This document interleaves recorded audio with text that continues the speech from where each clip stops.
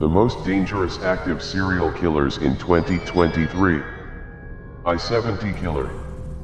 Between April 8 and May 7, 1992, 6 people were shot and killed along a stretch of I-70.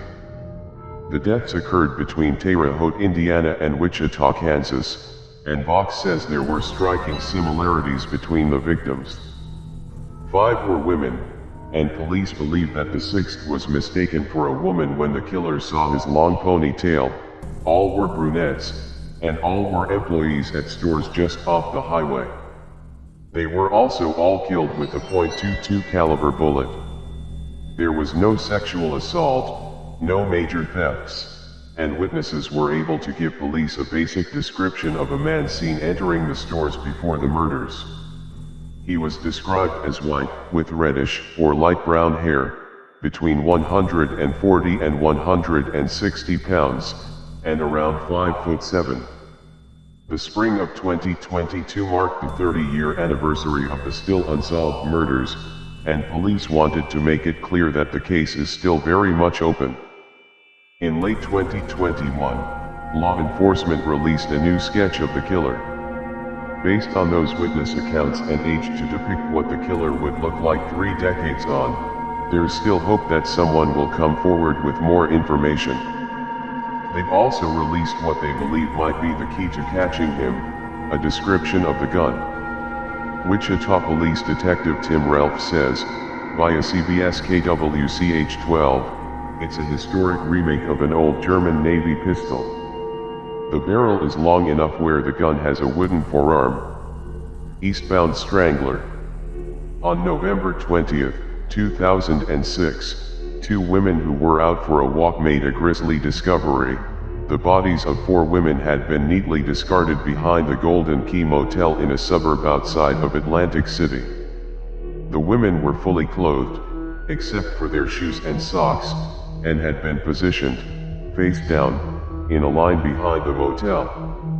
Barbara Briador, Molly Jean Dills, Kim Raffo, and Tracy Ann Roberts had all been strangled, earning their unidentified killer the nickname of the Eastbound Strangler. Whatever happened had happened quickly. According to the Toronto Sun, Briador had been missing for about a month before the bodies were discovered, while Raffo had been seen the day before she was found. Law enforcement said that at the time, there was definitely no shortage of suspects. One by one, however, they were cleared of the murders until ultimately, there were no more. An appeal for information on the 4 murders was reissued in the last days of 2021, with Chief of County Investigations Bruce Shields saying, 15 years later we have not made an arrest for these homicides, but we're always looking. We're always working and re-examining information about this case. We haven't stopped. We won't stop. A $25,000 reward has been issued for information leading to the killer's arrest, which can be shared with any local law enforcement bodies. West Mesa murders. The Albuquerque Journal calls Central Avenue a high-crime area, and adds that's where it all started way back in 2001. That's when women started going missing more often than usual, and that in itself is a horrible, depressing statement to have to make. Almost a decade later, on February 2, 2009, a woman who was out for a walk came across a human bone, and it ended up being part of a crime scene on a scale that no one could have imagined. All the victims of the so-called West Mesa bone collector weren't identified for another 11 years.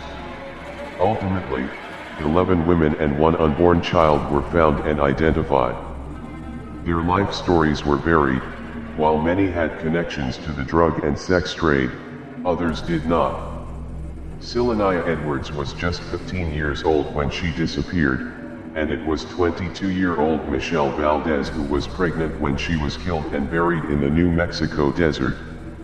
Although hundreds of people were interviewed and suspects were investigated, the ID of the West Mesa bone collector remains a mystery.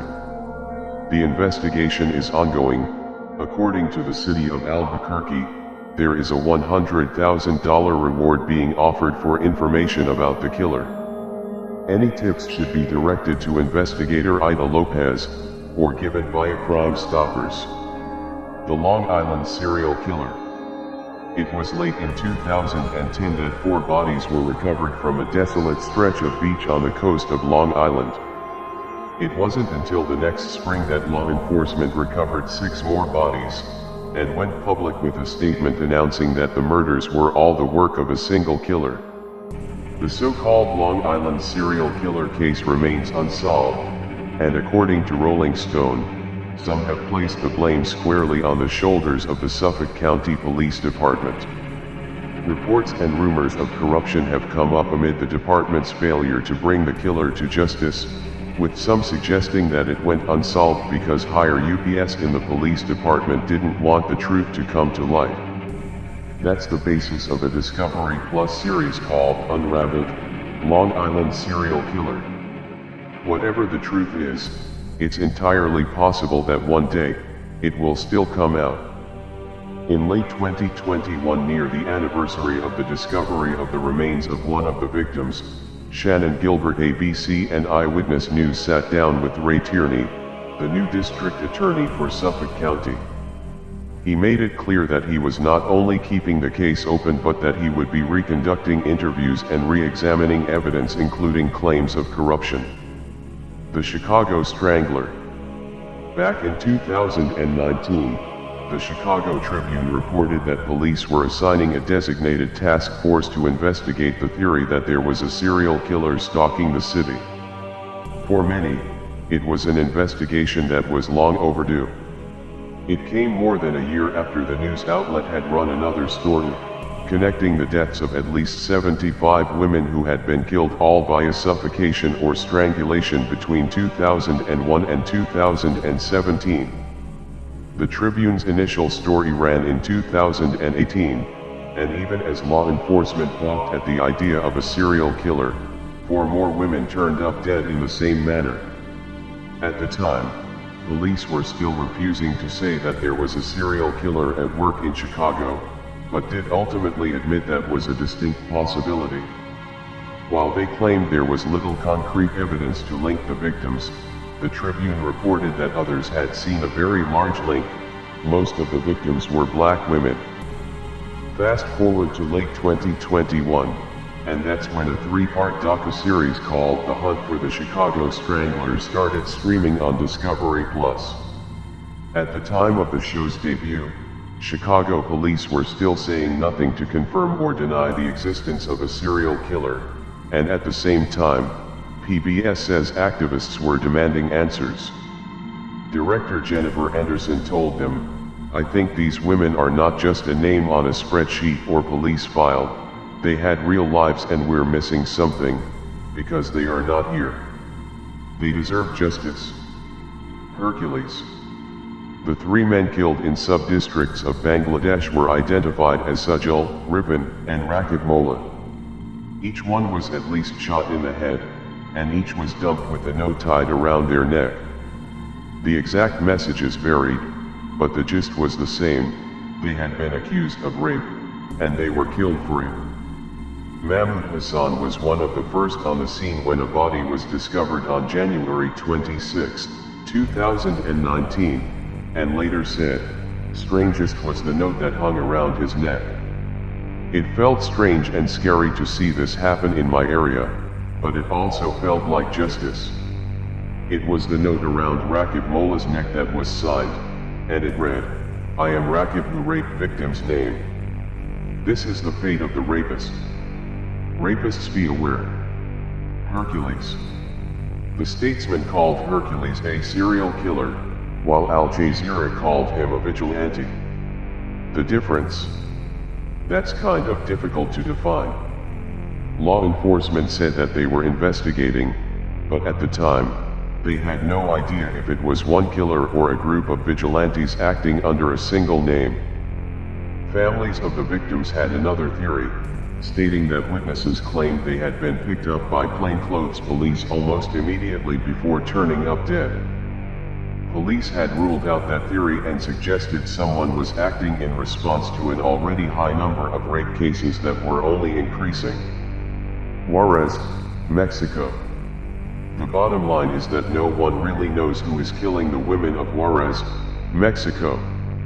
The Seattle Times says that law enforcement has said there's a likelihood that there's a serial killer prowling the streets of the city just a stone's throw from El Paso, Texas, and they've also suggested the almost countless women that have died in recent years were targeted because of gang activity. What's the truth? Everyone would like to know. Starting in the mid-1990s, hundreds of women began turning up dead. Many were dumped in the desert. Many bore signs of trauma and abuse, and it didn't stop. In 2019, there were 1,006 victims added to a list, and those are just the ones law enforcement knows about. The crimes are falling under the umbrella of femicide, whether the victims were targeted by a serial killer who preys on women or by an abusive partner, they were killed because they were women. In 2020, the high-profile murder of an artist named Isabel Cabanillas de la Torre catapulted Juarez's problems back into headlines, via The Guardian.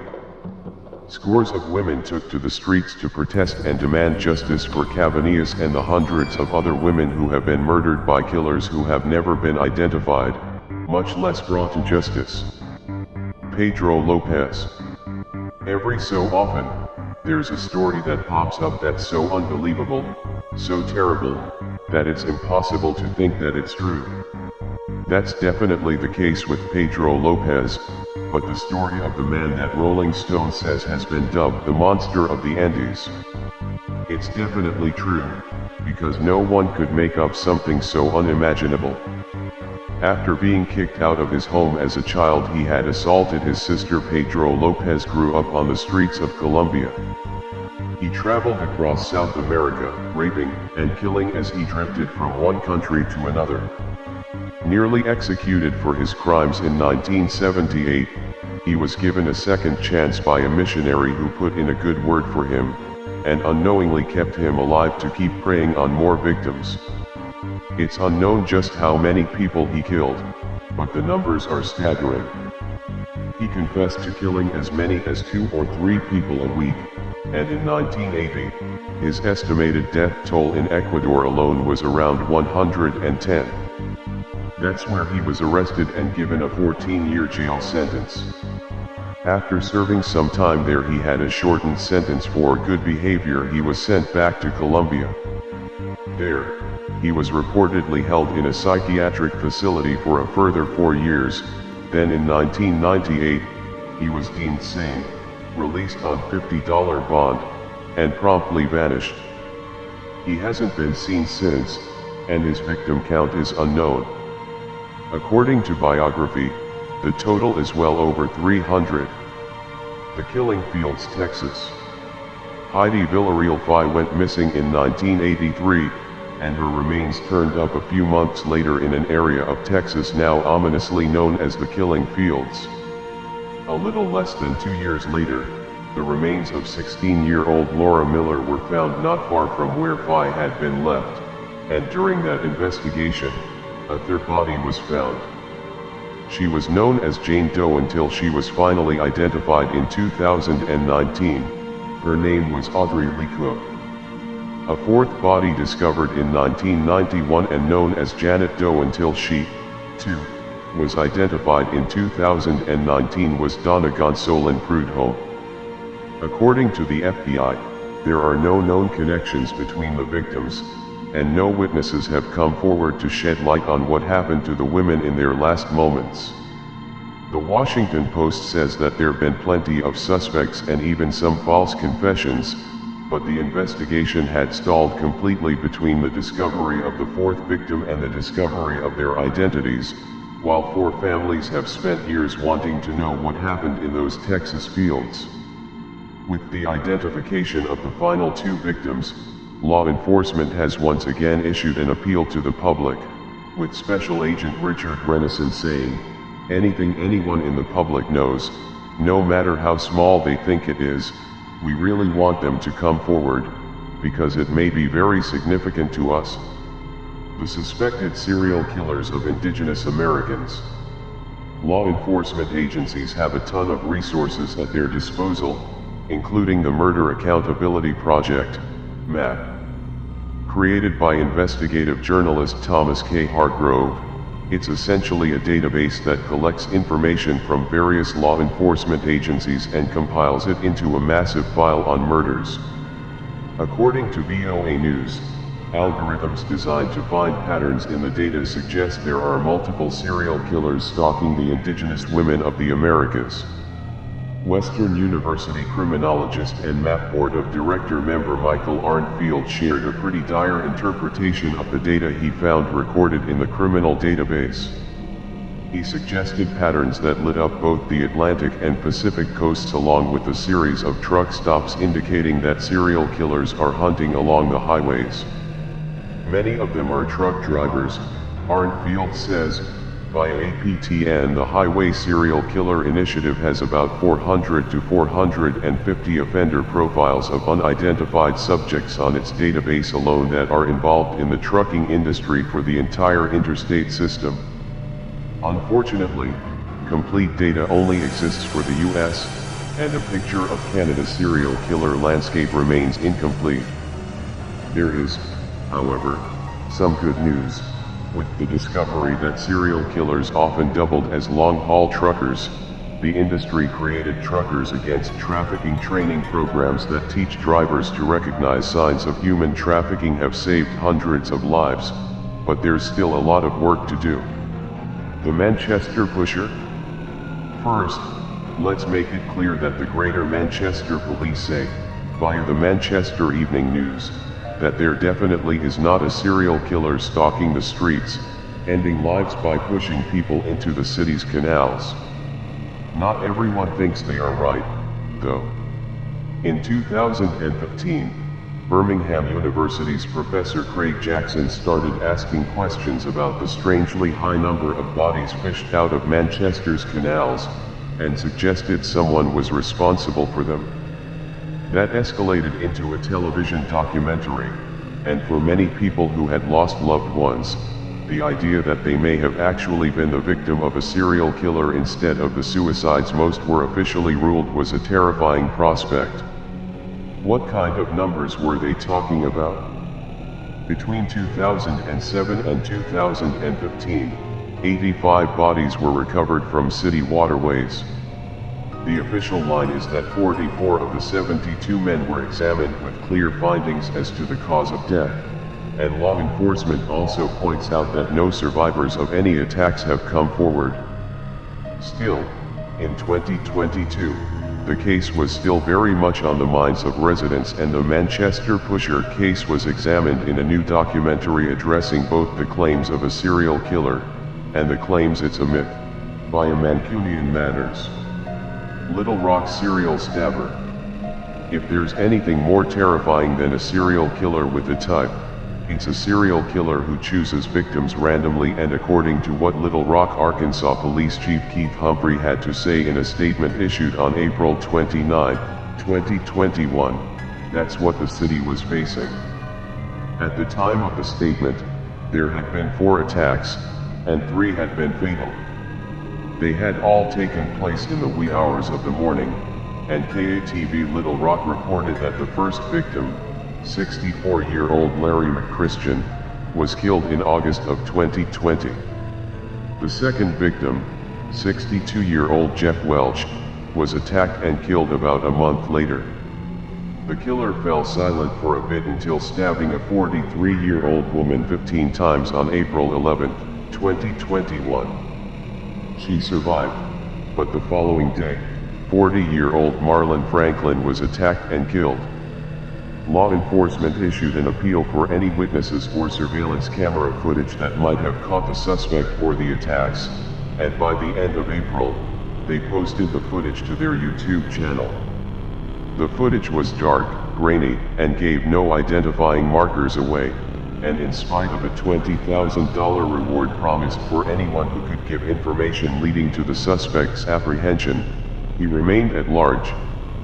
The Jeff Davis The murders started in May of 2005. That, says the New York Times, is when the first body was discovered, and here's the thing, oftentimes, the victims of serial killers are connected by similarities. They might target individuals of the same age or ethnicity. There are similarities in the method of killing. Strangely, it's the differences between the 8 women that were killed in Louisiana's Jefferson Davis Parish that stand out. They range in age from 17 to 30, they vary in race, they were found in different circumstances, and they were killed in different ways. There were similarities, too.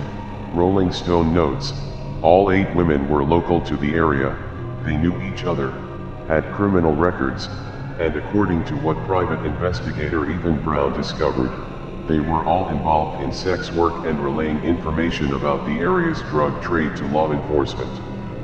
When local law enforcement kept coming up empty and bodies kept dropping, Brown went to investigate. He says that he got a taste of what was wrong when he showed up at the murder scene of local dealer David DeShotel only to find people coming, going, and helping themselves to some souvenirs along the way. Brown set up shop to investigate, and claimed he turned up not incompetence, but misconduct. When more bodies turned up during his investigation and he connected them with evidence given in the earlier murder cases, he claimed that something was, indeed, rotten in Louisiana. The cases remain unsolved. The Rainbow Maniac. Sao Paulo, Brazil hosts one of the largest gay pride events in the world, and it's phenomenal. In 2008, the city saw somewhere around 3.5 million people flooding the streets to celebrate, but just a few months after that vivid, colorful display of pride, the city was shocked by a series of murders targeting gay men.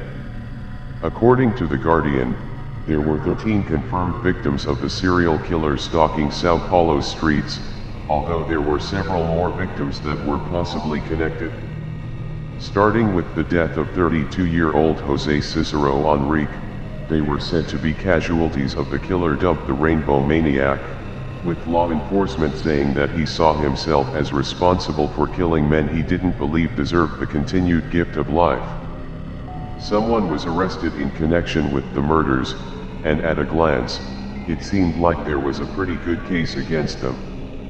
According to the Associated Press, via NBC, witnesses had come forward to claim they had seen a retired police officer named Jairo Francisco Franco shoot and kill one of the men found dead in Sao Paulo's Pacharas Park. Franco went to trial for the murders, but the Agora Sao Paulo reported that he had been found not guilty by the jury and was immediately released. The killer has never been satisfactorily identified, and meanwhile, the Agape Institute says that violence against Brazil's LGBTQ+ community continues to rise. The Danilo Maniac. Piecing together what's going on deep in Russian territory is always a bit of a challenge, and that's the case with the serial killer dubbed the Danilo Maniac. According to Pravda, the killer claimed the lives of a series of victims between 2004 and 2007 and was given his nickname after the remains of one woman were discovered on Cherepovets Danilov Street. Victims were described as having been killed in horrible ways. One woman was stabbed multiple times, while another had her liver removed. While investigating one death, News.ru reported that another victim was found, stuffed in a water-filled sewer. And here's the shocking thing, law enforcement knows a lot about the killer. In addition to having a fairly good description of him, heavy set, dark blonde, with patchy hair, gray eyes, and somewhere between 35 and 40 years old, there were also multiple witnesses who saw someone tagging walls with the X-rated graffiti that showed up around each killing. Perhaps even more shocking is that material recovered from beneath the fingernails of the victims has allowed for the reconstruction of the killer's DNA. With nothing to match it against, that killer has gone unidentified. Antonio Angles. The most famous victims connected to suspected serial killer Antonio Angles died in 1992. That, reported La Vanguardia, is when Antonia Gomez, Miriam Garcia, and Desiree Hernandez were attacked, raped, and killed while on their way to a high school party in the Alcácer region of Spain. There were 2 suspects in the case, but only Miguel Ricket Tarrico was arrested and sentenced to 170 years in prison. However, in 2013, The Telegraph reported that he had been released after only 16 years, because of some legal difficulties with the European Court of Human Rights. Ricketts' alleged partner disappeared. In 2021, Las Provincias reported that Spanish courts had ordered the reopening of the case into Antonio Angles Martins, who has been at the center of a series of allegations that include the possibility that he fled to Brazil, or that he underwent extensive plastic surgery and is now unrecognizable.